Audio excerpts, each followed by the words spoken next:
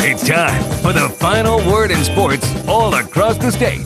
You're listening to Sports Talk with your hosts Phil Kornbluth, Will Pelagic, and the Professor Tom Hayes. You've been waiting all day, so join the show now by calling 800-956-7266. I think the more times you're in those kinds of environments, I think the better.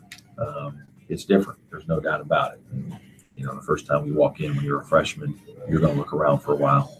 And, you hope that once the game gets going that you're not looking around still, because if you're looking around, it's not going to go good. The problem they have is they don't have an upperclassman to lead. So they're dependent on two freshman point guards. And one of them's been hurt for the last 3 games, I think, and he was their starting point guard. So I think they do have go-to guys. You don't beat Louisville by 30 if you don't have go-to guys.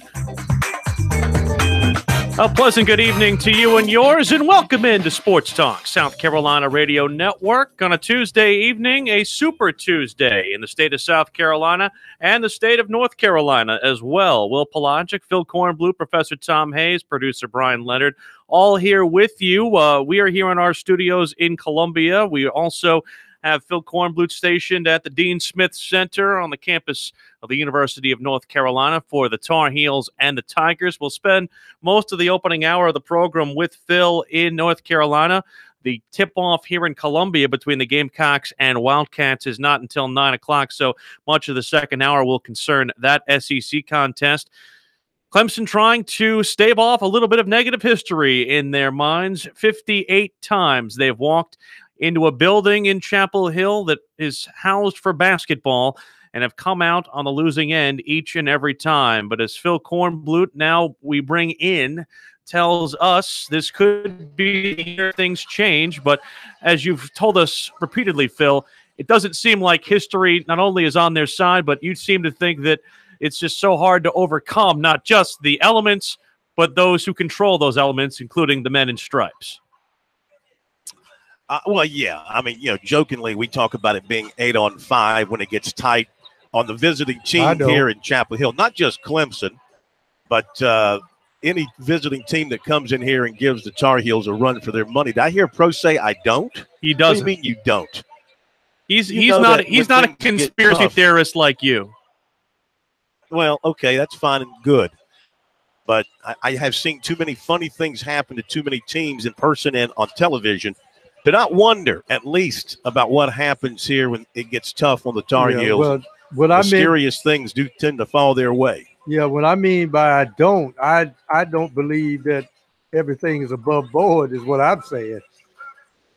Oh. Well, you walk into this place, the Dean Dome, and you have to be awestruck by the history of North Carolina basketball. 54, 57, 82, 93, 05, 09, and last year, all the other Final Four appearances, all the ACC championships, all the retired jerseys. It's a sea of light blue when you come in this place, and it's an intimidating spot for the visiting team. But, of course, the most important factor, none of that, it's what's in those uniforms in Tar Heel blue and white, because they're usually a gang of outstanding basketball players. And Clemson, to be quite honest, has never had the talent on an annual basis to match up. Every so often, the Tigers will have that team that can come in and play with the Tar Heels, maybe beat them in Little John, and maybe play them well here, but never get over the hump. Maybe this Clemson team's a little different. Maybe it's a little special, because maybe they're going to have 3 or 4 guys go off at the same time. Play great defense, not get in foul trouble, not turn it over, not succumb to the fast pace of the Tar Heels and their pressure, put it all together and get it done. It's interesting looking at both of these tests tonight for both South Carolina and Clemson. They're going to have to battle a little bit of a mental edge on the opposition. Certainly, we talked about yesterday the thoughts of South Carolina players seeing the Kentucky blue and seeing the Kentucky white lettering across the front of their jerseys. And the same can be said tonight for Clemson, who will have to see that Carolina blue across the North Carolina uniforms, and having been asked not only after the game against Miami, but earlier this week in preparation for that about the 58-game losing streak at the Smith Center. There's been a condensed schedule specifically for this Clemson team Phil, how much do you think the just condensed nature of having to play Thursday in Raleigh, Saturday at home, and then again in the Tar Heel State on Tuesday, does it help or hurt Clemson in this sense? I think it almost helps them because it doesn't give them a lot of time to really focus on some of the other off-the-court distractions that this rivalry and that this matchup might entail.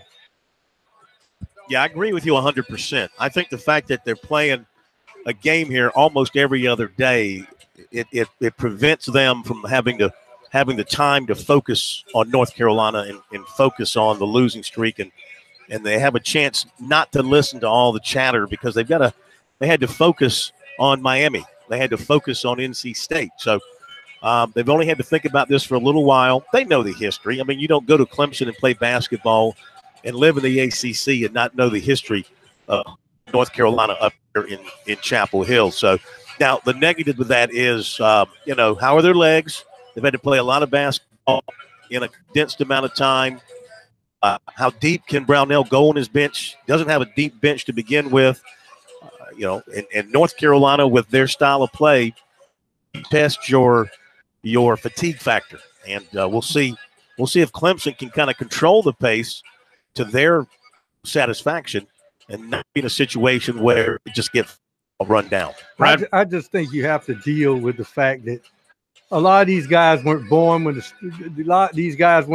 streak started. A lot of them were born 20 years ago. So you just play your game. Don't worry about anything. And if you win the last 3 minutes, then the screws start to turn toward North Carolina. Wait a minute. You mean to tell me we're tied with 3 to go? Then maybe their neck starts to tighten. And they start to lose some of their focus, and the Clemson Tigers can steal one. Voice of the Professor Tom Hayes. I'm Will Polancic. We're in Columbia. Phil Kornblut is in Chapel Hill. And you can join us at 1-800-956-7266, your two-way South Carolina Sports Talk telephone number on this Tuesday evening.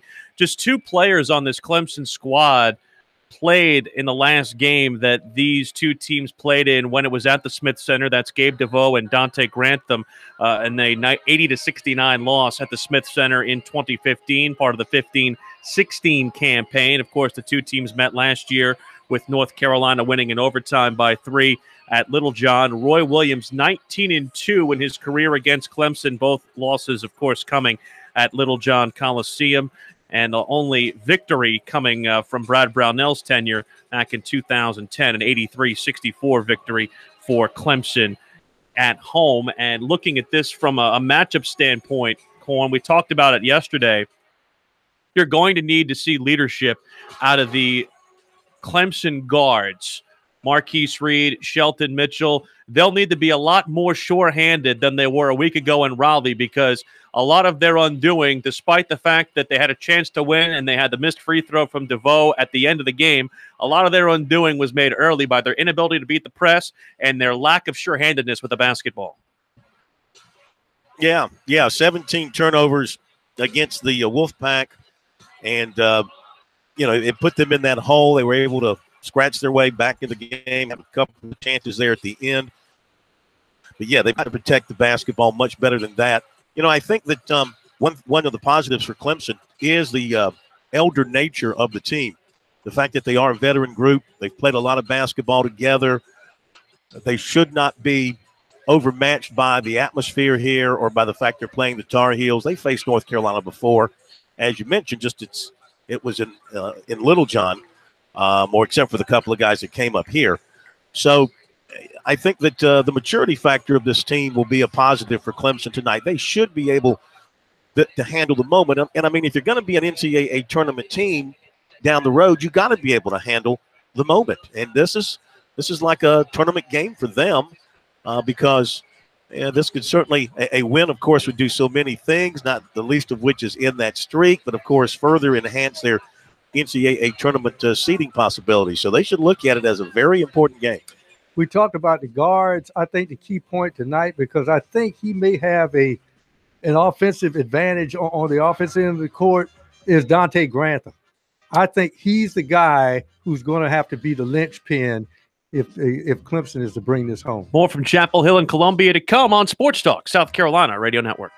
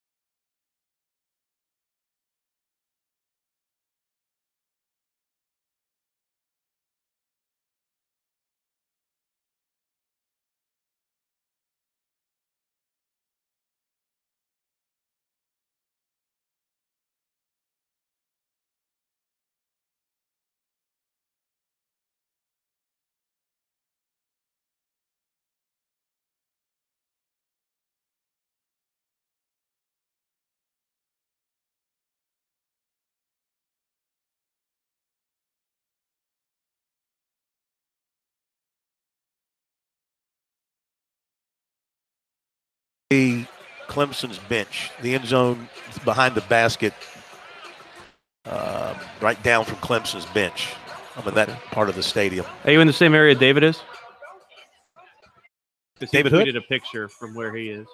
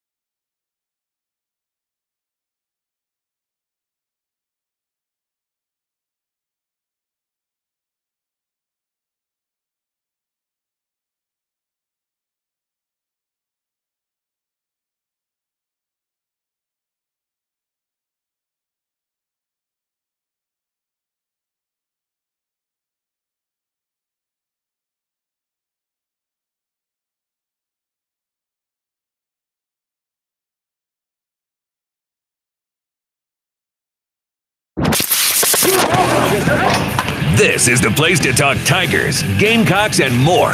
Sports talk across the state on the South Carolina Radio Network.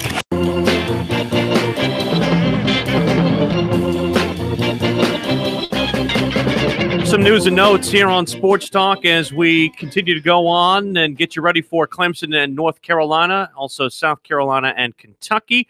Your phone calls at 800-956-7266, and we'll start to take you guys here in this segment across the state of South Carolina. The most highly talked about uncommitted basketball prospect in the country. His decision is one day closer, and we now know a little bit more about when and how that decision will be announced for Zion Williamson at Spartanburg Day on Saturday evening at 8 p.m. We presume it would be at least somewhat public for us, and of course the public will be allowed to attend that ceremony. And interestingly enough, people say that he's still undecided, but Corn, as we know, as the way these things go, a lot of people are intimating that maybe a decision's already been made, and kind of have a little bit of the supposition. People are starting to make predictions. We talked about Paul Biancardi yesterday. To me, he has to have his mind made up now, doesn't he? Well, I mean, we can't ever speak for a young man who's making a decision. Who knows? Who knows? He might not know what he wants to do. He might it just hits him. He might very well have it made up, and he's just putting everybody off. Who knows? You know, I like to take people at their word, but I know there's a lot of lying in the latter days of recruiting. People saying they haven't made a decision. I mean, heck, he said so many different things in different interviews, it's hard to know what is fact and what is fiction. Like he said up in Massachusetts that, no, he said after his high school game in South Carolina, the first one back, he told people, I don't have it down to 6. I don't know who said I've got it down to 6. And then up in Massachusetts, he said it was those 6, but that he hadn't made his mind up yet. So, and he said earlier, you know, it was going to be between 4 and 5. Now it's going to be at 8. So, you know, who knows? Who knows? People are guessing different ways. And if I guess you throw enough guesses out there of different destinations and he picks one of them, you can claim to be right. Certainly so. And anybody who thinks they have an actual knowledge or they actually know where he's going, I think is lying, Pro. Well, my point is I look at the guy and I still say whatever team he chooses, they need to get him with a personal trainer quickly. Because I said one of the things he does is at least this minuscule sample size I got seeing him play Saturday on television from Massachusetts, he hangs around the perimeter a lot. That's where he takes his rest. a guy that built that tight, normally on a basketball court, when you're running against guys in the ACC, SEC, you're going to pull something. So he's got to get that weight down, I think 20 pounds or so, and get his legs stretched out. I just see a guy that's really bound tight, and a personal trainer, whoever he goes to, they got to get with him. At 2 o'clock tomorrow, we will find out the order of Clemson's 2018 football schedule inside the ACC. We already know who they'll be playing. We'll just find out the order. Of course, their cross-division matchups are at Georgia Tech, home Duke, and, of course, their permanent opponents that they have in the ACC Atlantic. So we'll at least get a better idea of how that will go. Of course, their non-conference opponents have been already announced previously. They will play Furman, at A&M, home Georgia Southern, and, of course, the annual rivalry game with South Carolina that will take place in Death Valley on the final weekend of the regular season. 800-956-7266. Let's go to Billy in Greenville. He joins us first up tonight on Sports Talk. Good evening, Billy. How are you? Fine. I was just thinking yesterday when I heard about Watkins coming back to Clemson, and part of this is, I don't know, maybe jealousy from a USC fan, but I mean, you've already won the national championship. You've been in the playoffs 3 times, at least 3 times. You're projected possibly to be between a first round or a second round pick. I just, honestly, I don't quite get it. Okay. But anyway, Clemson is that great. Clemson's that great. That's all I wanted to say. I mean, I appreciate the call, Billy. And this is something we kind of talked about yesterday. I kind of wondered why we didn't hear as many people yesterday talking about this. But, in my mind, Phil, you can't take a young man's decision and put it in a vacuum like a lot of people are trying to do with these 3 gentlemen. And, we had said this even yesterday, and I got this vibe from them when I was in the locker room. I didn't have any way that one or any of them were going, but you did get the feeling from talking to those guys that one way or another, the decision that was made by each of them was going to be unified. And whether or not one of them came back, it seemed like all of them wanted to come back. Or if one of them left, it seemed like they were all gone, Phil. Yep. Gamecock fans, you read them on Twitter and on our message board and all that kind of stuff, and they're going nuts over why would these guys all want to come back. And I mean, you got to be in their shoes. On the surface, it looks kind of crazy that a couple of guys would walk away from $1 million paydays, as apparently Wilkins and Farrell have chosen to do. And I guess Brian's walking away from a good pile of money too. I guess money doesn't float everybody's boat. And I guess that the idea of coming back and getting another shot at a national championship and playing with your buddies to the very end is what was more important to these guys. I mean, what else can you say? I'm not going to jump into the conspiracy theorist out there about that there's something underhanded going on. I mean, Clemson's had a bunch of players decide for one reason or another not to turn pro early and come back and play another year. Well, obviously the players love it. They love playing for Dabo. They love the environment up there. And they're very happy with their decision. Well, it's weird. And Pro, looking at this from the standpoint of from where Dabo Swinney sits, I've talked to multiple coaches about how they handle this, and it's a very delicate thing because you never want to act like you're swaying somebody one way or the other. But most of the time, if a coach hears back that a player is going to get a first-round grade, he's basically encouraging him to go get the money. I think that's usually the modus operandi of a coach. I can't speak for the way Dabo Swinney handles this on the inside, but to me, I think he tries to almost stay out of this process as much as possible. Well, I think he, like any coach, you want the most talented team you can have, but let's face it, the experiences with these fan bases are different. Clemson has been very blessed to not have their stars have debilitating injuries. But on South Carolina's side, if you've been there and you know the history, Marcus Lattimore should be in the NFL. We should be watching this guy play. But his knees are gone. Connor Shaw, same thing. And Clowney, they went for his legs his junior year, and he suffered a lot of nicks and bangs, and he was going to come out. Clemson has been very lucky with their injury history. And so they feel compelled that maybe, we can do this thing because they can't look back at any recent occurrences where one of their stars have come back and have had a debilitating injury. So the experience is a little bit different. Now, when Spurrier was here, I think if you were close to being in the upper second round, he'd ask you to leave. Right. It's something about a guy who's played the game and know that, hey, it's been in multiple levels too. He's coached in the NFL. Yeah, you better strike while the iron is hot. Right. Because when people say, well, he's not ready for the NFL, let me tell you something. No rookie is ready for the NFL until they get in that training camp and learn. Some prosper early, but if you're getting paid while you're learning, more power to you. But these guys coming back, they get their degrees. Some will be working maybe on some graduate hours. More power to them as well. Well, the other part that I think where some of the criticism, and I don't want to use the word criticism as a rough term, but those who are questioning Wilkins' decision mostly because of the fact that man earned his degree in 2.5 years, presumably was going to get a first-round grade, had probably the highest upside of any of the guys who were of the early eligibles who were staying, and at the same time was the last person to make a decision. So you had to know that the decision was weighing very heavily on him. This was not done for dramatic effect because he in the banquet on Saturday said he really didn't know what it was doing. Here is the other danger involved. Guys start to look at you carefully and look for all the warts you have and lower your grade for no specific reason.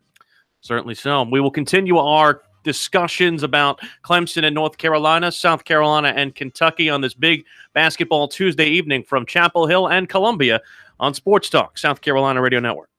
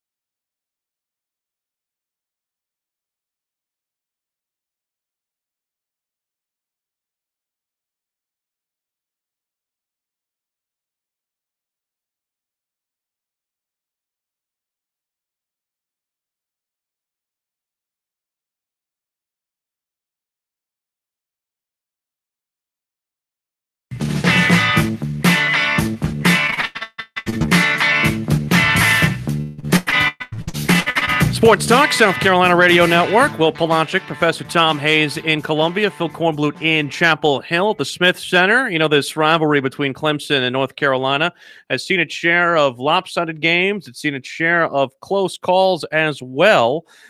Think about the 2-point victory for the Tar Heels a couple of years back in 2003 at the Smith Center, one of the closest calls of that. Also, the 1-point victory at Carmichael, just down the way from where Corn is, the old gymnasium where the women still play now. And interestingly enough, Corn, as this team comes into this contest, you know, you worry about the standalone nature of a game like this. This could almost position Clemson in a way like this is a fork in the road for them, because if they win this contest, you have Notre Dame upcoming, and then a little bit of a, I don't want to say relaxed schedule, because nothing in the ACC is relaxed, but the kind of the end is near for them on this grueling jaunt, which is about 5-6 games deep of just really intense one-game Colossus tests. Yeah, you're right. And, you know, the loss at NC State was painful in a couple of ways. Number one, it was a game that, you know, they could have pulled out. And so that would have, you know, given them a little bit of a bonus win going into this tough stretch of games that they have faced, and would really have looked good on an already good-looking resume. So, you know, if they were somehow able to pull off the upset tonight, you got to like their chances moving forward. Notre Dame at home. Of course, Virginia is no slouch, number 2 in the country, and they play great defense up there. So it's still not going to get easy for them. It won't. They do get a little bit of a break after that with Georgia Tech, but still, it's a hard road, as the ACC should tell you as well. We continue here on Sports Talk, South Carolina Radio Network. Before you get blown out by a powder blue-colored sousaphone, I'm sure you want to get your recruiting in, so let us know what you have here for this Tuesday evening. Yeah, I'd be glad to. It's going to get loud in here in a few minutes, so let's give you what we've got. Beginning on the basketball side, you mentioned Zion Williamson, 8 o'clock on Saturday, his announcement at his school, Spartanburg Day. So I'm glad they saw that South Carolina and Clemson both have games on Saturday earlier in the day and decided to hold off on their announcement until those games should be over. So that's a good thing. He also was named to the McDonald's All-American game today, March 28th in Atlanta. 6'7" Christian Brown from Lower Richland was at Clemson Saturday for the Miami game. The Tigers have now moved way up with him, he said, after that visit. Was there with his mother, met with the coaches, talked to Brad Brownell, enjoyed the game, enjoyed the atmosphere, the feeling of the college town they have at Clemson. So he said the Tigers are higher up on his list. Georgia, Georgia Tech, UNLV, Florida State, Florida, Virginia Tech, and UMass. Others he's been focused on. His next 2 officials will be the Georgia Tech and Alabama the last weekend of the month. 6'3" Savion Dawkins of York Prep and formerly at Blakewood committed to South Carolina State. Now football, we talked with defensive lineman Rick Sandage of Concord, North Carolina last night. He had his official at Georgia over the weekend, liked it, and he said the Bulldogs, a major contender with him now, along with USC and North Carolina. Last night, several Gamecock coaches had dinner with Sandage, his family, and his coach. They met at the Longhorns there near Concord. Travaris Robinson, Lance Thompson, and Bobby Bentley. And more of the same from them, telling him what they can provide for him and what he can do for them, stuff like that, he said. At Georgia, he got one-on-one time with Kirby Smart, and he also enjoyed meeting several of the Bulldog players. He said Smart told him he's not a want, he's a need. He said they impressed him a lot. Their defense is really good. He sees a lot of competition there in practice. North Carolina coaches were to be in today. He takes his official there this weekend. He goes to USC officially on the 26th. He won't make an announcement until the 7th of February, but he will decide before then and notify the schools. He says he's looking for a place where he can live, get playing time, and build his brand while he is there. Defensive back DJ Brown of Washington, a USC target, was offered by Ohio State. He plans to visit Cal this weekend and Northwestern on January 26th per 24/7 Sports, but USC is also trying to get him in for a visit, as is Ohio State. He remains a Virginia commitment. Quarterback Ty Evans of Monument, Colorado, who held a USC offer, committed to Colorado, where former USC offensive coordinator Kurt Roper is the new quarterbacks coach. He had planned to visit USC this month. Clemson and USC target running back Quavaris Crouch of Charlotte was offered by LSU. More USC offers going out. Receiver Tavion Robinson of Virginia Beach and defensive back Tavion Land of Virginia Beach. They get offers. 2020 defensive back Joshua Moten of Fort Washington, Maryland was offered by the Gamecocks. The Gamecocks also offered tight end Dominique Mammarelli out of Naples High School in Florida. He's a 20 as well. And Gamecock target defensive end Dennis Briggs from Kissimmee, Florida, went to Miami over the weekend, named Miami as his favorite, confirmed today that he will take his official visit to USC this coming weekend. Wide receiver Joshua Bowers of Tarpon Springs, Florida, committed to the Citadel. That's what we have for now. It's a big weekend. You up to tip time here in Chapel Hill. Big weekend for USC as far as visits. I mean, you think about that. You think about DJ Brown, the St. John's kid. I mean, this is a big weekend, you know, when you're thinking about not just what can happen for the Gamecocks in February, but just to kind of continue laying the foundation, and also the first chance for USC to really showcase their newest hire in Marcus Lattimore. Yeah, I mean, it's not going to be a huge weekend in terms of official visits. They've got some committed guys coming in for visits, and then they've got Briggs coming in for an official visit. We know that one for sure. Brown is not coming to South Carolina this weekend. He's going to Cal this weekend. Their big weekend will be the 26th. I'm not sure about Wanham, if he's coming this weekend or the 26th. We've had him down for the 26th. Then I saw it for this coming weekend. So I don't know yet if he's coming this weekend or on the 26th. So, you know, not the huge weekend. I think the huge weekend, the biggest weekend for South Carolina is going to come on the 26th. Looking at some of this stuff as we get ready for tip time up in Chapel Hill, I saw this in the game notes. I know you were talking about Luke May, somebody who, of course, people in this state know very well. He and Joel Berry lead North Carolina in scoring at 18.2 points per game and 17.4 points per game. The last time the two Tar Heels averaged 17 points per game or more in the same season, you got to go back to 83-84 when the two players who did so were Sam Perkins and a little-known guard named Michael Jordan. So not too shabby. Michael Jordan. You know, you walk around Chapel Hill and you go to restaurants and bars and Franklin Street, you see a picture or two of that guy hanging in midair, tongue sticking out. Sneaky good, that guy? Yeah, I think he could probably play for a lot of teams in college basketball today, even at his age. What is he, 50? He's pushing 60, isn't he? Not with those mid-50s. Not with those cigars he's smoking lately. There was a thing last night on Jordan with Ahmad Rashad on NBA's TV, and he had a cigar in his hand on the way back to his first game of his comeback game in Indiana. He was smoking a cigar, driving with Ahmad Rashad to Indiana. If that doesn't tell you the kind of athletic ability that guy has, I don't know what else needs to happen. You know, Corn, I know you're a devotee of Tobacco Road. That's why you love to go on Tobacco Road. And, you know, I know Michael Jordan, tremendous in the NBA, and people try to superimpose that on his North Carolina career. But in your opinion, and it's just my opinion, that the guy who had so much panache on his team rather than Michael Jordan is when David Thompson did his thing at NC State.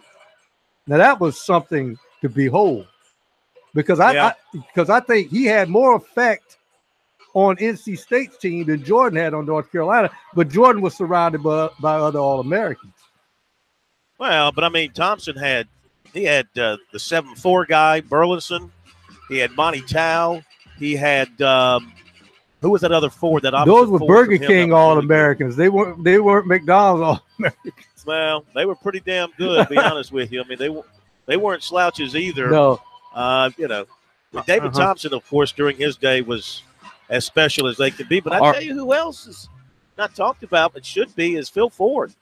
Our final thoughts of Clemson UNC next.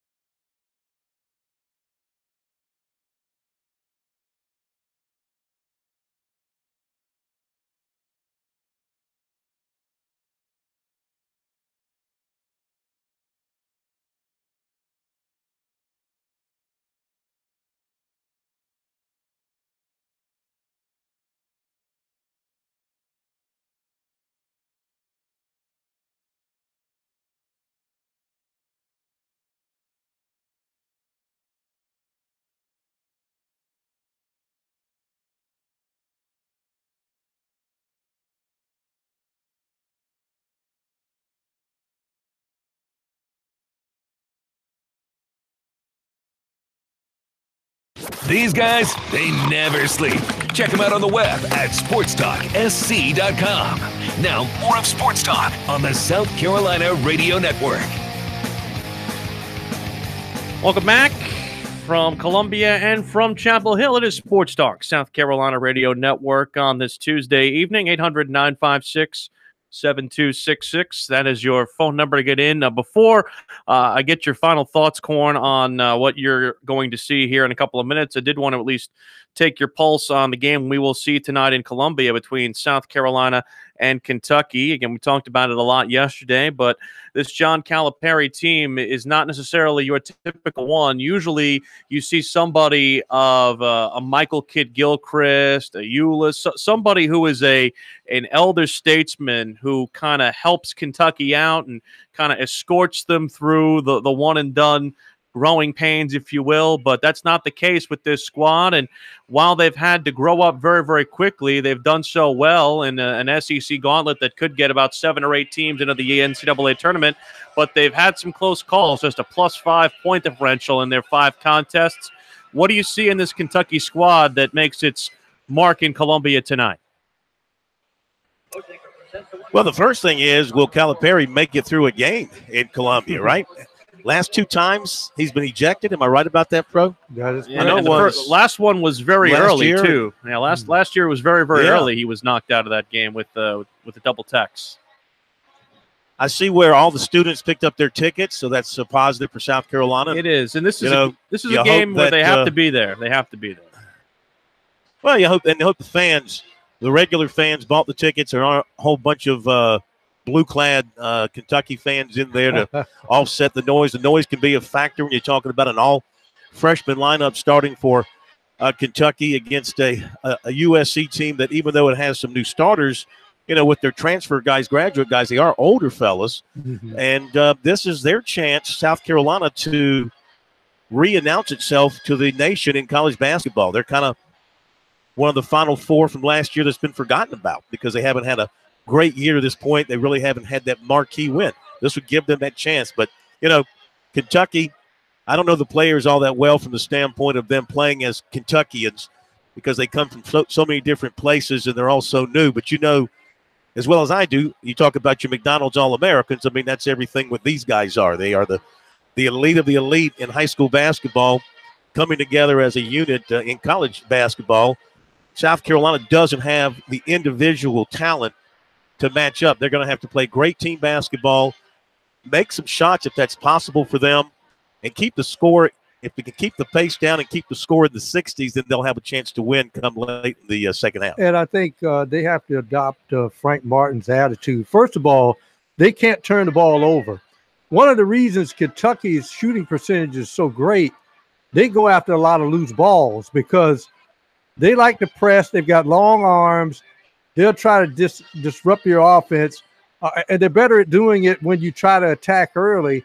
So it'd be interesting to see if South Carolina really plays tough in the half court, set some screens for them, try to get them off their base. The key point is attitude also, Will, because I remember when John Wall and DeMarcus Cousins walked in here, and it was like Devin Downey looked at John Wall. I said, I've heard a lot of things about you. I was just looking at him and say, I'm going to teach you something tonight because I'm the senior on this floor. And South Carolina has to take that attitude. We're the older players, and it's our job to teach these youngsters something that we can play basketball too. They have to come in with that attitude. Do you have a life-size banner of Devin Downey hanging up in your bedroom or something? No, but here's the point. Seems like you have a certain worship. We've heard a lot from him over the last couple of days. This is the worship of Devin Downey, and you can say this, Phil. Devin Downey never looked at a uniform and saw what was written in the front and give a damn about who he was playing. And then not many players do that, but he was one of them. I'm just marveling at the fact that a guy out of Chester, South Carolina, like Devin Downey, just has your arousal. So no, because he was too. First of all, he was 5'9". First of all, he was too small, and he wasn't 5'9". He was shorter than that. Right. But he didn't care. Right. Phil will tell you in that game against Kentucky, he scored points inside the paint against guys. he just had the nerves of steel. As we continue our coverage in Chapel Hill, Clemson and North Carolina. Corn, your final thoughts on this one with tip fast approaching in North Carolina? Well, I mean, I've come to this place many times with Clemson, and Clemson looking pretty good on paper, just hoping that it might be the night. You know, you want to live, if you're a South Carolinian, you want to live to see it end, don't you? And I don't know how many more chances we're going to get. They don't play up here every year anymore, and they play up here regularly enough. But I've come up here many times thinking, all right, they got a great chance, and they don't show up. The emotion, the pressure, it's too much. Let's see if this Clemson team, an older team that has played great basketball all year, can put it together for 40 minutes, play their style of basketball, not get taken away by what North Carolina likes to do at home, and pull off what would be, well, one of the greatest wins in Clemson basketball history. Certainly, they've had some tournament wins, but this would go down as maybe the greatest in regular season history for them, except for when they clinched their one ACC regular season championship. I don't have the kind of sticker shock to this rivalry, or at least the kind of maybe even razor burn, I guess you could say, this rivalry like y'all do. But the one thing I do know about this group that comes in here, while this environment can do the best to humble the best of us, Clemson is bringing the best of itself into this contest tonight. I don't know if there's anyone more apt to try and handle all that is about this rivalry than the group that Clemson brings in here. You have two guys in Grantham and DeVoe who've been there. You've got two guards who are seasoned, who are high-volume players and high-volume scorers who can see the floor. My only concern in this contest is whether or not you're going to be able to keep Elijah Thomas on the floor, and also if you can get the same kind of output you did out of Mark Goodell in the last two. You're going to need all those things to come true and also get a little bit of help. And also, you can't use a lot of energy on trying to squelch your emotions, because you've got a short bench, and they've got to have 5 minutes. Give me 5 to 10 minutes from my bench. I need that. I need these guys to get a pressure release sometime in this contest, especially if it's close down the stretch. And the other thing, Corn, is that you can't win this game by playing catch-up. Clemson is going to have a 5 to 10 point lead at some point in this basketball game in order for them to have a chance to win. You're not going to beat North Carolina if you're going to have to be playing from behind. Well, I'll leave you with this. Wofford did it earlier this year. Question is, if Wofford can do it, they had a great night. Why can't Clemson do it? Clemson overall has more talent than Wofford. Maybe Fletcher McGee would be the best player on the court if they played one another.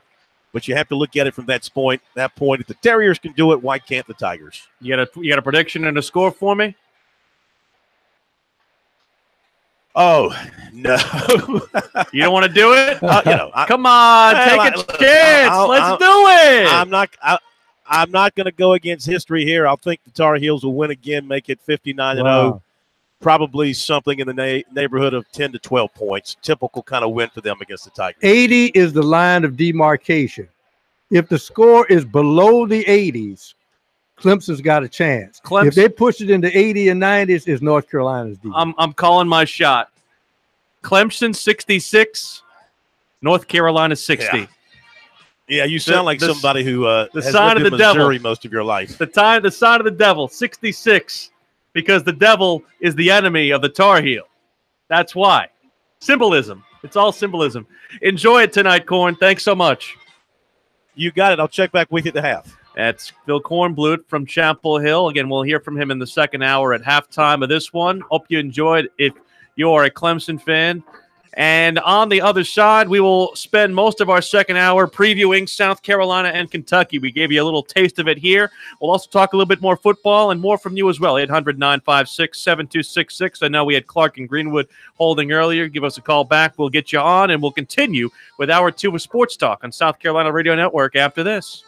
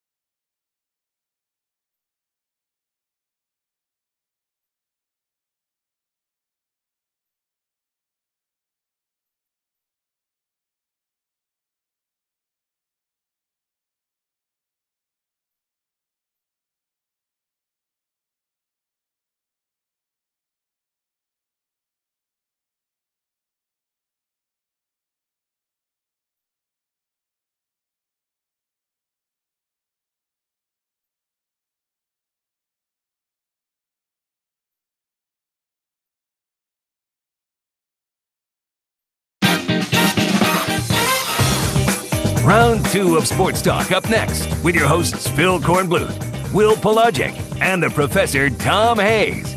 Don't leave us hanging. Join the show, 800-956-7266. And the Clemson Tigers are on the board first in Chapel Hill. 2-0 the score on a turnaround double by Elijah Thomas. 2-0 in the opening 35 seconds of play.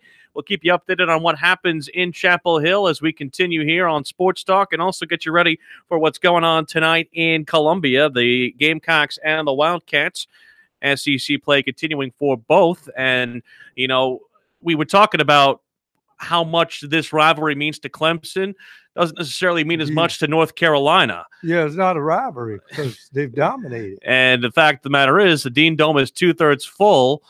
Weeknight game, students still filing back in from break. Maybe this is a situation where Clemson finds themselves rather fortunate. And again, it's very hard to fill the Dean Dome when you're not playing Duke. I understand that building is cavernous at 21,000. But I'm just saying, this is a situation where Clemson could be playing themselves into a scenario where they might be getting themselves a little bit of good fortune in that regard. Well, of course, Thomas again inside with a little jump hook.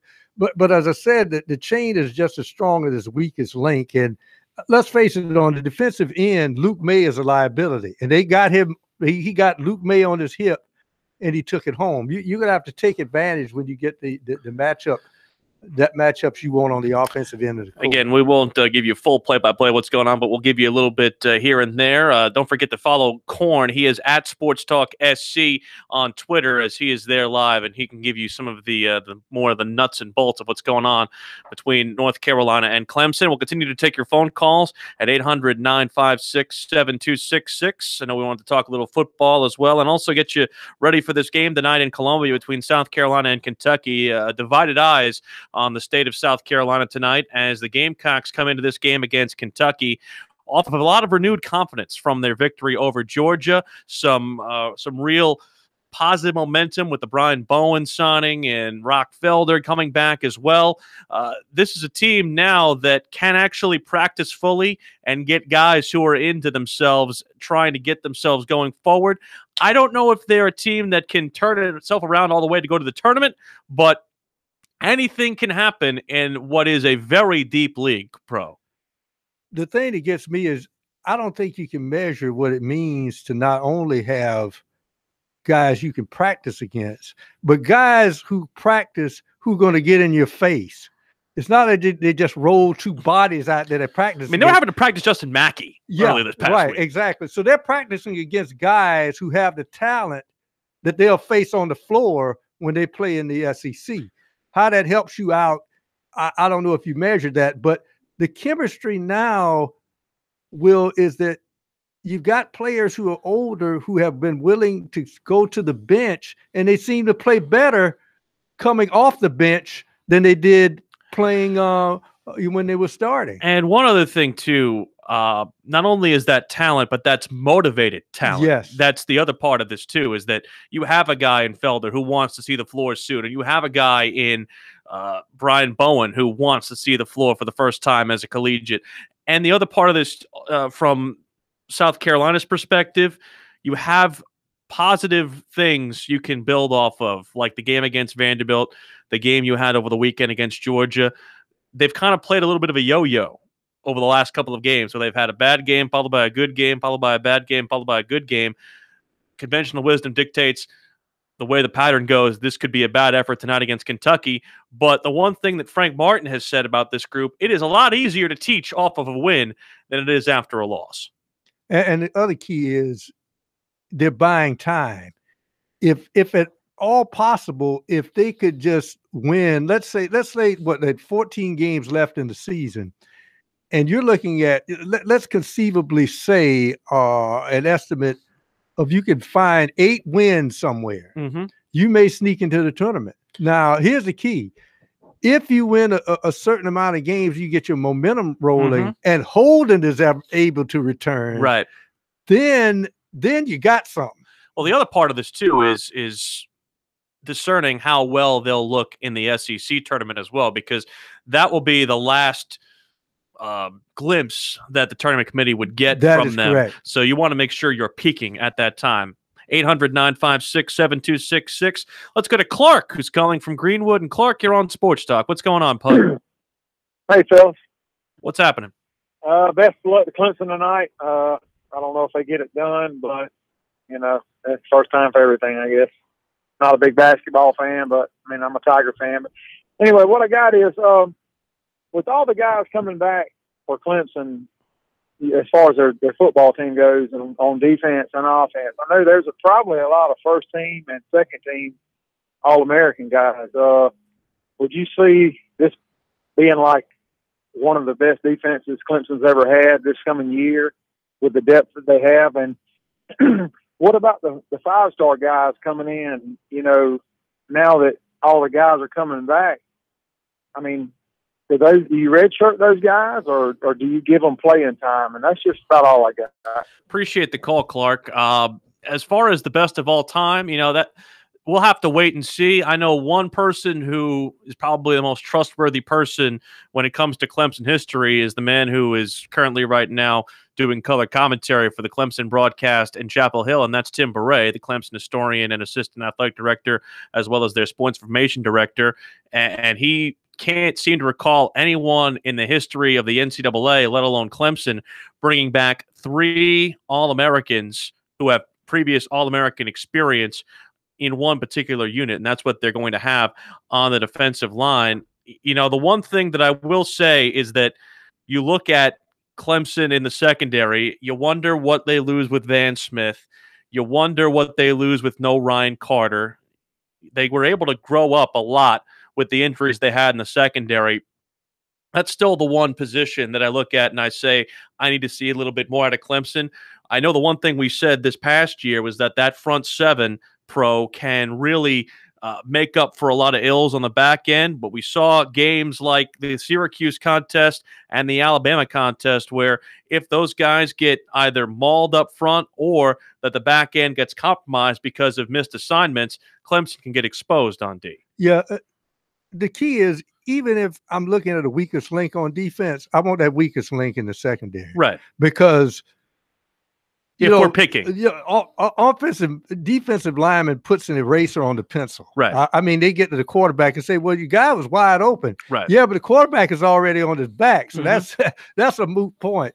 But first of all, you're not going to redshirt those guys. No. Because if you do, there's a chance you only have them for 2 years because they'll play, and then that third year they may bolt. They may not be the guys that change their minds, but to keep these older guys fresh and to challenge them because they're going to need some impetus to still push themselves, and maybe pushing themselves meaning to see those youngsters come in and play. You know, Alabama had to play a lot. If you notice, when Alabama won in overtime, there was a lot of freshmen on that field. So if you got talented freshmen, you use them. That'll keep your linemen fresh all year long. And I know that people are concerned about possible consternation inside the Clemson, you know, fraternity of players, guys like KJ Henry, Xavier Thomas, who probably were promised playing time early on. One of the things they're going to get it. Xavier Thomas said, I believe on Twitter, he said, let's ball out with the 100 emoji right straight ahead. So in that regard, he's not worried. I don't think that anybody else is worried. And something that we kind of talked about yesterday when these announcements were made is that Dabo Swinney over the last couple of years has shown a propensity to play a lot of guys in these types of games because he knows that his depth will be questioned at certain positions later on in the year and also in years to come because of the fact that he knows he's going to have to replenish the cupboard, especially because of the fact that you're probably going to have to replace the entire defensive line next year because if Lawrence leaves, then you're dealing with 4 new starters across that unit. And they'll have those young guys be sophomores, and they would have garnered some experience, and that's the key. But I'm telling you, when you got guys who are young, you put them in, get them some experience, first, second, third quarter, maybe even early in the fourth. But those big hosses, those veterans down the stretch in a fourth quarter game, they'll be fresh to take it home down the stretch. Not a good start for Clemson. They're down 12-5 in the opening session of play at the Smith Center. We'll break it down for you a little bit more and continue on Sports Talk, South Carolina Radio Network.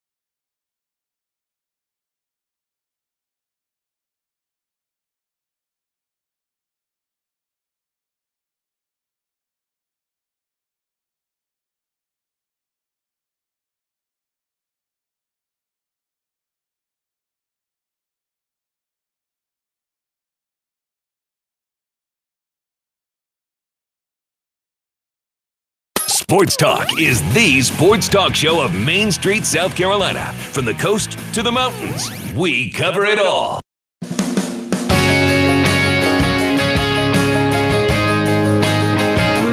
Well, you wondered when the grind of this schedule was going to start to melt the Clemson Tigers, and well, you could probably say that the meltdown is commencing. 18-5, North Carolina leads the Tigers right now. 8 minutes into the opening half, Clemson has not scored in the last 5.5 minutes of play, and North Carolina has gone on a 13-0 run. To me, Pro, it comes down to the fact that they have kind of let a lot of their composure lax a little bit. They've not gotten the kind of rebounds they need to, and they've also sagged on defense. Well, a lot of overpassing too. It looks like somebody wants to pull the pin on a hand grenade and don't want to throw it. Sometimes you got to take a quick shot. And of course, they're not running North Carolina off the 3-point line. That has been key, as North Carolina, just in my view, has stroked about 5 threes in this run. But Clemson, they just need to settle down. Looks like they need to get their defensive legs set. And maybe they still got a chance to make a run. I'm not going to give up on this game. 3 of 11 shooting to start, just 27% compared to North Carolina, who has 7 of 15 to begin the basketball game. 18-7 as Elijah Thomas just hit an and one layup to give him 2 more points. He has 4 and a chance at a free throw off the under 12 timeout. Looking at the game that we will see about an hour and 40 minutes from now, Kentucky and South Carolina, excuse me. One thing from earlier today, John Calipari, who you mentioned about his injured hip, or at least his hip replacement, he was it looked like that hip was fine because he was shooting half-court shots at Colonial Life Arena earlier today during Kentucky's walkthrough and actually made one that was caught on camera by Kentucky's social media crew. This is a contest with Frank Martin, where I think the teaching aspect of Frank Martin's basketball team will really come into effect here. And the other part of this, too, I think is very evident. The reason why he made the lineup change that he did, putting Evan Hinson in for Frank Booker, is for this game. Frank Martin knows that he's probably going to have to shorten his bench in this contest in order to beat Kentucky. You're not going to be able to count on a lot of the David Beatties and the Felipe Hasses, guys like that.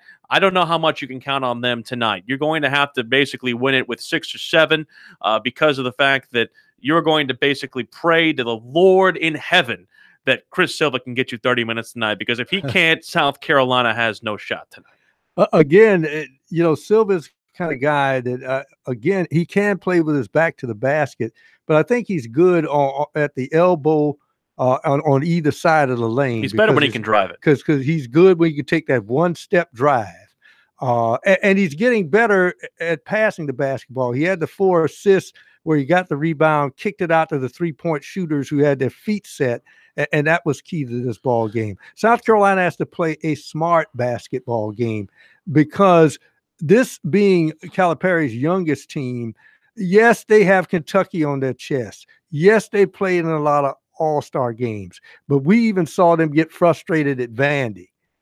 So and I know the benches are a little bit strange there behind the baskets, but this is where the student has to be the 6th man in this ball game, because if it's a close game, this is a game, I think, because of the experience and because of Frank Martin, this is one that you have the potential to steal. You have 5 guys in Kentucky's front 5 that start over 6'5". This is a very non-conventional lineup that they will run with Diallo, Gilgeous-Alexander, Kevin Knox, P.J. Washington, and Nick Richards. And again, a lot of it is done out of necessity because of injuries to their backcourt. And normally a John Calipari coach team would have upperclassmen on there, somebody who can really extend or at least subdue the growing pains of the freshmen, but they're winning solely on talent. And a guy in Kevin Knox, who is an all-world player, 6'9", he can do everything. Not only do they have length, they have athletic length. We're not talking about big burly guys out of the old mold of like the Patrick Ewings and players of that nature. We're talking guys who are built and who can really get up and down the floor. And that might test some of the mettle of South Carolina in this contest. That's why you got a guy like Evan Hinson in there. Right. A guy who, if you bang up against him, it's like running into a closet door. Right. And some of these young guys say, wait a minute, this guy is too thick to be playing basketball or something. And that's why I think probably if you're South Carolina, you need more of those guys. You want to get in the half court because you want Kentucky to use their legs. You want to make sure that they're wearing down those thin bodies, and so those older guys can play late. And that's what they have to rely on their experience tonight to really win this basketball game. And Frank Martin, you're going to watch him sweat through his suit tonight because he's going to work tonight. He's going to try to guide this team through, because let's face it, this is one of these games where you're thinking just on a half heart, he'll say he's not committee.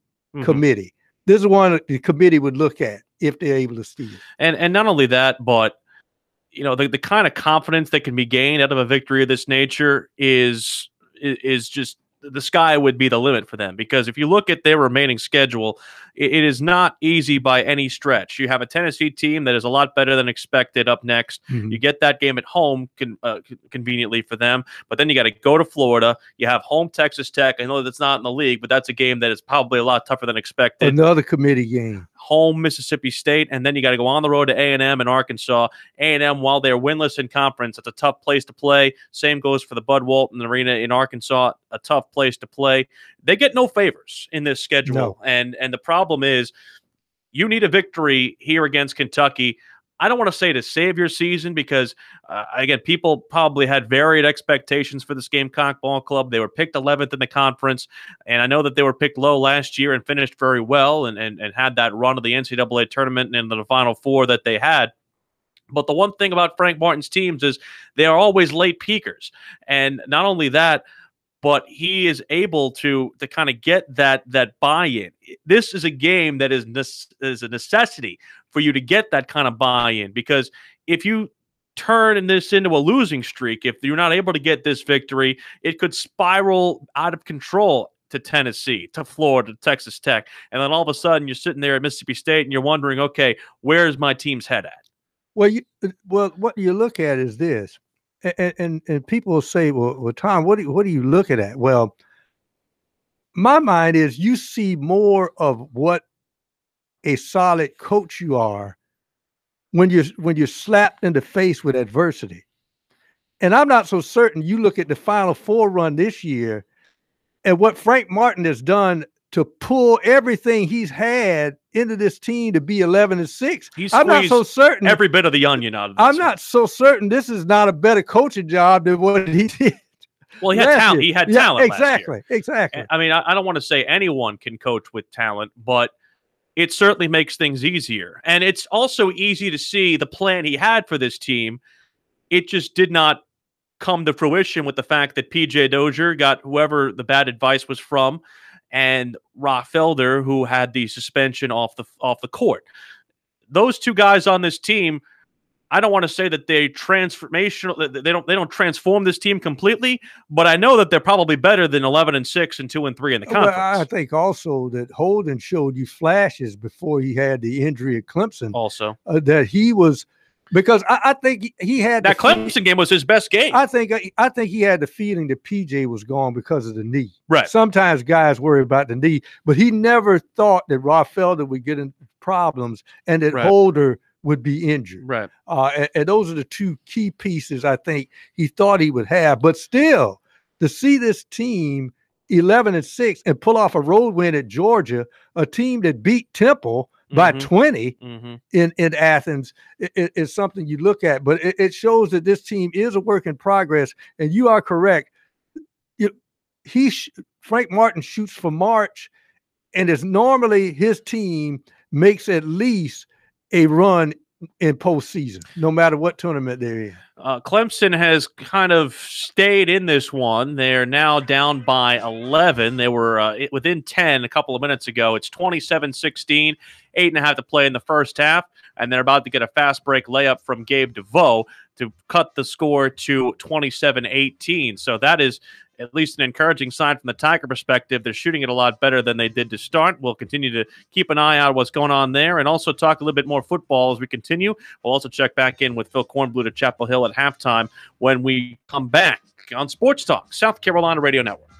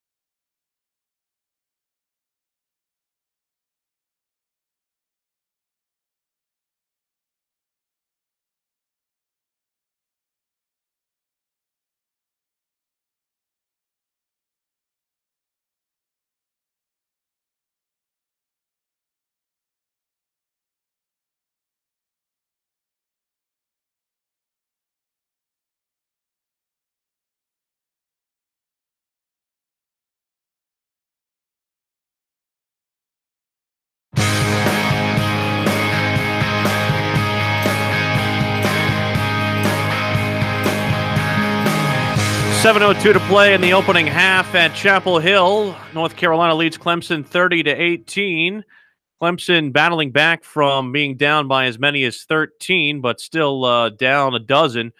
They've shot the ball better, at least in the last couple of minutes, but still, I guess, settling too much for the very deep three-pointers in our mind. I think that they're thinking that they're trying to bite off this they're trying to bite off this tree a little bit more than they possibly think they can. They're looking for a 12-point shot.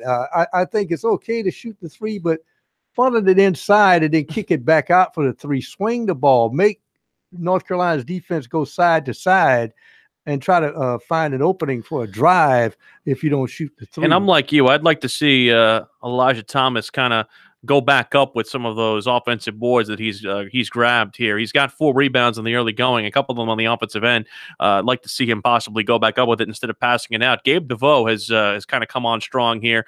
He's 4 of 5 from the field, 3 of 4 from downtown, but Clemson as a whole, 3 of 12 shooting from beyond the arc, 6 of 18 overall as they trail by 12 with 6.5 to play in the opening half. In North Carolina, we'll keep you updated on that. And if we do have time during the rest of this program to go up to Corn while they're at halftime, we will certainly do that for you as well. 800-956-7266 is also the phone number if you want to get in, talk a little football, talk a little basketball, whatever you want. Clemson, South Carolina, we're here for you for another 25 minutes of time. We will find out tomorrow from the Atlantic Coast Conference, Clemson's football schedule, at least the order of it. We do know 4 places on the schedule where there will be games. The 1st of September against Furman, the 8th of September at Texas A&M, September 15th at home against Georgia Southern, and, of course, the Palmetto Bowl on the 24th of November against South Carolina. The home games are as such: Duke, Louisville, NC State, and Syracuse. They're on the road at BC, Florida State, Georgia Tech, and Wake Forest in the ACC slate. But, again, we don't know where that they will go. The one question I have, Pro, is knowing what the ACC knows about what's coming back for Clemson. I mean, I hate to sound like a conspiracy theorist, but I'm wondering how difficult they're going to try to make this for Clemson, knowing that not only is the deck stacked against the rest of the conference, or at least the rest of the Atlantic Division as far as what Clemson has coming back, but I don't know how Clemson having a sustained dynasty does for the conference, because we're starting to see some of the same kind of fatigue from people about what we saw in the SEC with Alabama, because Clemson right now has become kind of the lone representative in the college football playoff in terms of the ACC over the last couple of years. Does the ACC serve itself better by trying to cultivate a second team or a contender in that regard, whether it's Miami, whether it's Florida State, somebody in that regard? I think the natural tendency is to think that Willie Taggart will get it done, but this is the first year. Right. People think Florida State, because of Francois being at quarterback and maybe staying healthy, and the athletes they have on defense. But remember, they're learning a new system. Mm-hmm. So that's going to be a key. Louisville is their life after their quarterback. Right. Normally, Louisville's coach finds a quarterback, and if he does, Louisville is dangerous. The teams you look at is NC State returns their quarterback, but they lose their defensive line. Mm-hmm. So there's a negative there. The team that really is exploded offensively after they played Clemson, but was able to play D up Clemson, was Boston College. Mm-hmm. And we'll see if Steve Adazio is going to have a team that can threaten Clemson. If not, Clemson could have a straight row going back to the ACC title, and maybe it's Miami again, or maybe because they're seasoned now, that Virginia Tech is ready to take their chance at trying to knock off the Orange. The Miami Hurricanes are a team that still intrigues me because I think they opened a lot of eyes with that defense. But you wonder how much that ACC championship against Clemson shook them, because they kind of, I don't want to say they got exposed, but Clemson basically took it to them about as badly as any team had this past season. Yeah, of course. I think psychologically that team is still young. And when they knew 2 of their big offensive weapons weren't being in the game, I think they hung their heads. I really do, when Clemson got that lead. Now, the key is not only have they matured and ready to challenge, And they've got to, Mark Richt has to know he's not going to get all those turnovers he had last year that helped him out. I know they love the turnover chain, but that chain may get some rust this year because some teams are going to try not to turn the football over and say, look, if we don't turn it over against this team, we can beat Miami. We already know what the Gamecocks will look like schedule-wise in 2018. The SEC puts out its schedules a lot sooner than the ACC does. And, of course, they open with Coastal Carolina and get the ultimate test early on against Georgia before non-conference tilt against Marshall. They have their final non-conference game against Chattanooga the final non-conference game before the Palmetto Bowl coming up on the 24th. They play Chattanooga the previous week. Some of the other highlights of that schedule include at Vandy on the 22nd of September, at Kentucky on the 29th, following week, home Missouri, home Texas A&M before a bye, and then Tennessee. So a stacked October for South Carolina with 2 road contests off the top. Following that Georgia game, and really, the Georgia game is going to be the bellwether for them. It'll tell us whether or not South Carolina is here to stay, and if they are a contender for the East. We'll know right away whether or not they can contend for the East by what we see against the Bulldogs. Well, South Carolina, if you look at it, the one big thing they will need this year is health. Right. One big key. They cannot survive the injuries they had last year. The other thing, and it's no knock against the players, it's that you have to replenish your stock step by step as far as depth is concerned. And the weakest link right now is the offensive line. Yes. That is the key. When those younger players got in the football game, what they lacked in experience, they were solid in athleticism at the tackle position.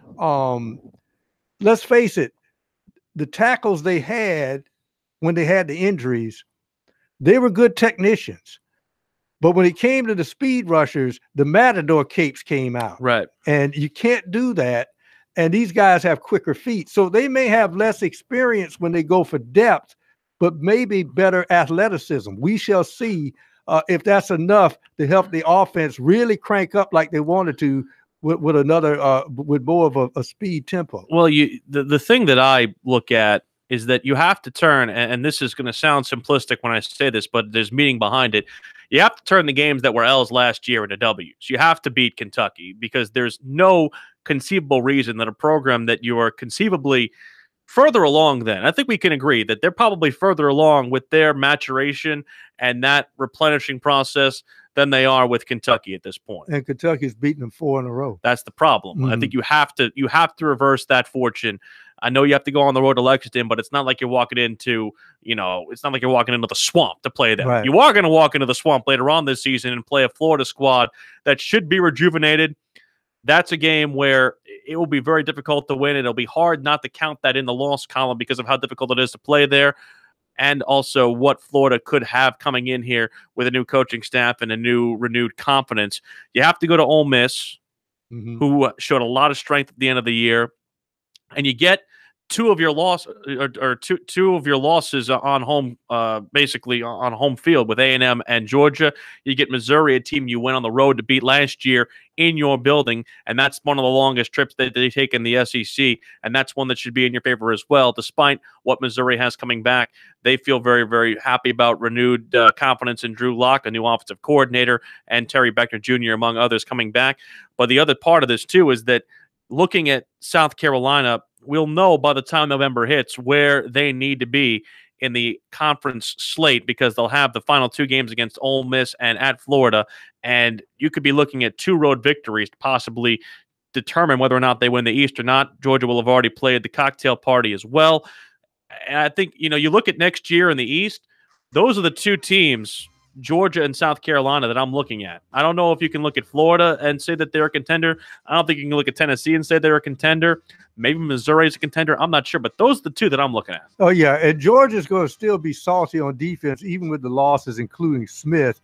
And their offensive line still is going to be stout, but still it was something special about those 2 senior running backs in that backfield. The scoring has hit a slog at the Smith Center, 30-19. North Carolina will update you on what's been going on with the Tar Heels and Tigers next on Sports Talk.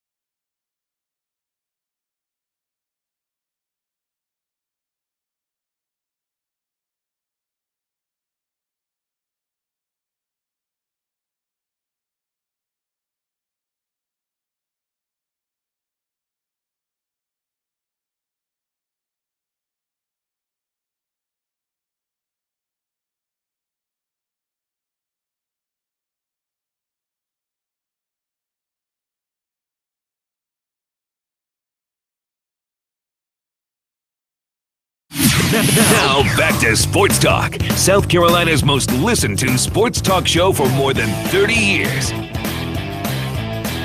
3:04 to play in the opening half in North Carolina, and the Tar Heels leading Clemson 30-21. The Tar Heels on a scoring drought of the last 4.5 minutes. They're 0 for their last 6 field goals, but Clemson has not been able to really take advantage of this because of the fact that they continue to struggle shooting the basketball. They're just 7 for 21 on the half. Their high point man, Gabe DeVoe, was on the bench until just recently with 2 fouls. They've been well to keep themselves out of foul trouble elsewhere, with the exception of David Scara, who, people talked about his return to the team after the 9-game suspension, or at least his insertion to the team after the 9-game suspension that began the season. There hasn't been a lot of offense to come out of him. The offense has really been more from Donnell. We've seen some from Amir Sims, but if there's a guy who you could say on Clemson's side that probably is somebody who we thought would be at least a greater contributor, it's that guy. Elijah Thomas has to take it to the hole. Clemson is settled for 3-point shots. Again, that is part of when you think your legs are going because of this run they've had with these 3 games in about 6 days. So Clemson is doing the right thing right now. They've got to go in there strong, and he's drawing contact and getting to the foul line. He's got to hit those shots. Thomas, compared to North Carolina's bigs, North Carolina's bigs are long, but they're not chesty. They're not athletic. I think Thomas has the ability to bruise with them as long as he doesn't try to, go too hard into them like they did at NC State, and he got whistled for offensive fouls. He has the ability to kind of bang underneath with those guys. And I don't know if North Carolina has the strength to be able to hang with him on that. He just missed a free throw. Clemson trails by 9. If we have time during our final segment, we'll try to get to Corn if halftime allows us to permit it. We are not allowed to go to him while there's game action still going on. There are about 2 minutes, 13 seconds to play in the opening half, and Clemson still trailing by 9.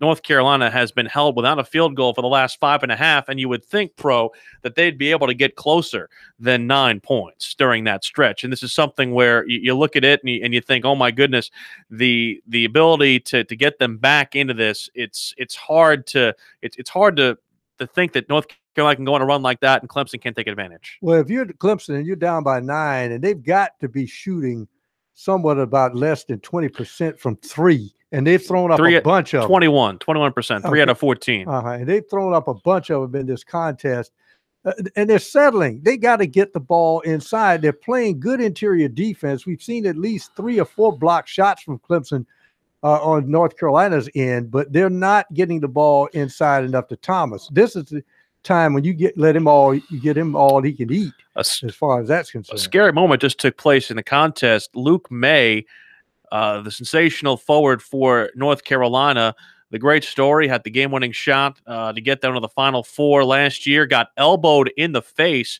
by his own man, Friendly Fire. Kenny Williams, basically, they were both going for a loose ball rebound, and he got elbowed in the face. They have Roy Williams over there helping him. It looks like they have him covered with a towel. Possible blood on the floor. Don't know if it's a situation where anything is fractured, but guys are kind of looking at it, and he's holding the towel to his face, and he's going right off to the locker room. So that is a huge blow to the North Carolina front line and a break for Clemson. You hate to see a guy get hurt, but from the situation as it stands right now for Clemson, any advantage you want, you get right now. What it scares you about North Carolina, they'll put a guy in who hadn't played a lot, and he'll have the game of his life. True. That's usually what happens. But, Luke May, again, if you're Clemson, I want him in the contest because it seems that they're playing him against Thomas. And I go in there inside, and Luke May seems like last couple of times they've had Manley on him. Manley was a guy who was on him on that last and one that Elijah Thomas had, and North Carolina again leads by 9, less than 2 to play in the opening half. South Carolina and Kentucky tipping a little bit more than an hour from now in Columbia. Gamecocks 11 up and 6 down, 2-3 in the SEC. Kentucky 14-3, 4-1 in the SEC. their games in the win column have been decided by 5 points or less. So they're just +5 in the point margin when it comes to all 5 of those contests. They had a 1 double-digit loss at the hands of Tennessee. What's your key tonight, and what do you see from the Gamecocks as far as what they'll see against the Wildcats? The key is to cut down turnovers, rebounds. Those are the 2 keys in this basketball game, and play within yourself. The best backcourt that South Carolina has to have down the stretch, and I think he's playing more freely now since he's come off the injury, is Hassani Gravett. Yes. Because he's the most athletic guard that they have. And he has to show it on the defensive end. I don't even think he has to score. I think he has to play defense against Kentucky. If he's good at that, they out-rebound Kentucky. And, of course, the big caveat, Chris Silva and how many minutes he can survive on the court. The weirdest thing for them is they want to be able to use Wes Myers and Hassani Gravett at the same time. Yes. I don't know if Kentucky's length will allow you to do that. Now, it's one strategy to go more athletic and go smaller against those guys. But the one thing is those guys have the quickness to be able to match up to Hassani Gravett and Wes Myers. And even so, you also want to be able to get the shooting ability of Frank Booker on the floor. It's almost as like you kind of have to pick and choose where you want to attack Kentucky, because you haven't gotten a lot of offense out of Mike Kotsar. That's right. One thing that has really been the bugaboo for South Carolina. The fact that they've gotten no offense out of the 4 position this year is part of the reason why they've lost 6 games. That guy has been, and again, I hate to call him singularly out because it's been anybody who's played there. Jinx. He's been a 0 so far this season. May have put on too much weight. Apparently put on 30 pounds this year. It's all muscle, but sometimes you put on too much muscle. It's not even that. He's been tentative. He hasn't taken shots. He hasn't taken the ball to the hole. Anytime he gets the ball in his hands, it's like a hot potato.